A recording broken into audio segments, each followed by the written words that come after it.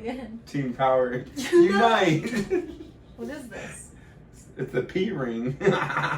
No, don't damage my diamonds, girl. All right, so once or twice a month, we'll know. How often do we do this? What is it that we're doing? Talking about money, going over finances, looking at taxes, savings. Yeah, well, investments. we're working on doing it once a month, and I would say that we did recently have a little money date where we chatted a little bit about money, and now today we were able to knock out a few other agenda items. So what's a money date? A money date is a great opportunity for you and me. You know, we sit, we drink our coffees, maybe our shakes, and we talk about where our money's going, what we're doing with it. Yeah. And we make educated decisions on what we want to do in the next upcoming week. So for a couple, what would you say is important for a couple to do as far as a money date? Like how does someone start looking at their finances together? So I would say that if you haven't yet gotten involved with a financial professional, it's a good thing to do that so that you know a good, intelligent way to build a budget, build a financial plan, and these sorts of things so that you have grid work that you can work off of. So for us at this point, we're able to sit down and look at our budget, like what's coming out a month. Mm-hmm. We know what our goals are from investments perspectives. We know what our taxes are. We can make all these decisions now because we got the tools in front of us to make that decision. So once a month, I suggest and we suggest couples to have a money date. Look at your finances, look at how much came in, look at how much went out, look at if you have debt, what your credit card balances are, what your student loan balances are, and how can you get closer to your goal if your goal is to be debt free. How can you get closer to that goal of becoming debt free? And how can you get closer to your goal of saving money for retirement? And when you're able to come together as a if you have children, you can involve them in this as well. But when you're able to come together as a family and look at your finances, you are so much more united on decisions because guess what? Like, if and when we go to Target this next week, we'll be less likely to buy all of the things because we have our goals in front of us. And we know what it is that we're working towards. Another thing that we really love to do is have a personal budget. So what's the personal budget look like, Shane? Well, so for us, we're working on having what we're going to call a blow-it budget, where it's literally Melissa gets X amount of dollars. How much do I get? She's going to get 200. I'm going to get 200. I don't get more? No, ma'am. She always gets more, y'all. She always gets more. I get 400 and he gets 0.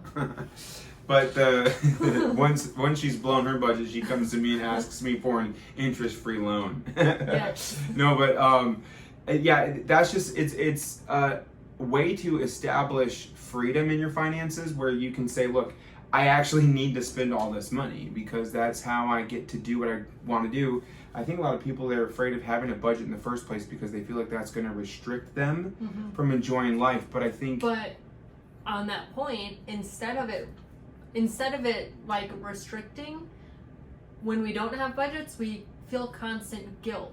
Because if I were to just go to Target and I don't have my blow-it budget in place, or I like to call it a personal budget, and I spend $100, I might feel guilty towards that. Or if I want to go and buy a $6 coffee, or if I want to buy a book or buy a journal or buy a new plant for the house, I might feel guilty. Whereas when I have a structure in place where it says I can spend this on whatever I want, not like I would ever feel like I need to account to my husband what I spend our money on, but especially if I have my own budget and like my own money, I don't feel that way at all.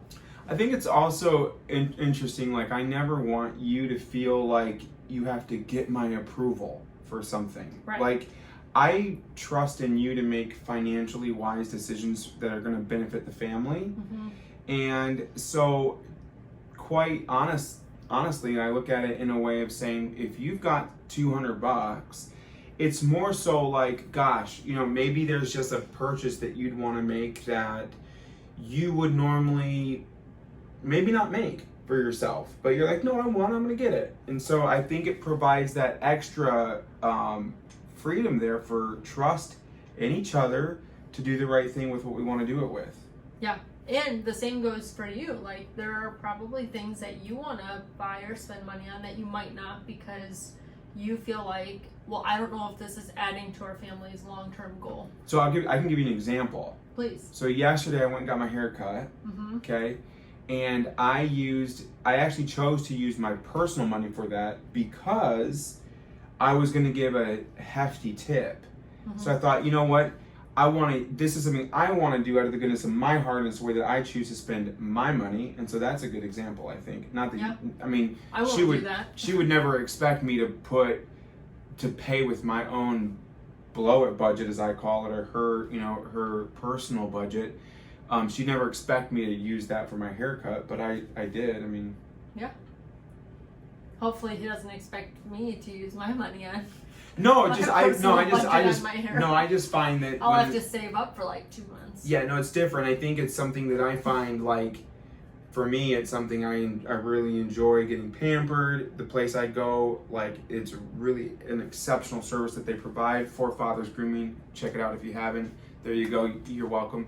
But I think that for me personally, I get more out of the experience for me in that situation when I know that I'm using my specific money towards that. Yeah. So, but you need to just get your hair done, and it's expensive because it's more I got more hair. expensive Yeah, to do a I got lady's more hair. And so, but that's just part of something, like, that's what you need. I didn't have to get my hair cut. Yeah. So. Anyways, you guys, hopefully some of that you took away some value and you're able to implement some of these things and have money dates and look at your finances in a way that's not emotional, but you can get closer to your desired goals. And maybe you don't know what your goals are, and if that's the case, I encourage you, ask yourself, what do I want out of my finances? What do I want my financial situation to look like in 3, 6, 9 months from now, and even 1, 2, and 3, 4, 5 years from now? What is it that you want out of your financial situation? What? No. When you're doing the counting, like, I thought you were going to end it with from No. Count Dracula or whatever. No. Well, Perfect. there you have it. There it is. Happy Sunday. Peace out. Enjoy life. Let's go to the pool. You want to go to the pool? What, how did we start this? I don't know, babe. Let's You go. know I started it like that. You did? Yeah. Oh, you were recording? Yeah. Are you serious? What'd you do? I said, Power Team United.